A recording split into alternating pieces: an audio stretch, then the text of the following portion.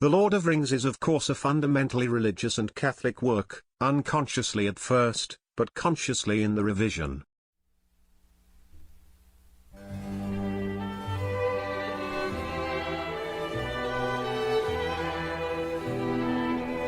The one great thing to love on earth.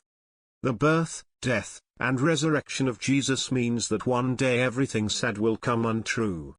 I am a Christian, and indeed a Roman Catholic, so that I do not expect history to be anything but a long defeat, though it contains, and in a legend may contain more clearly and movingly, some samples or glimpses of final victory. J.R.R. Tolkien.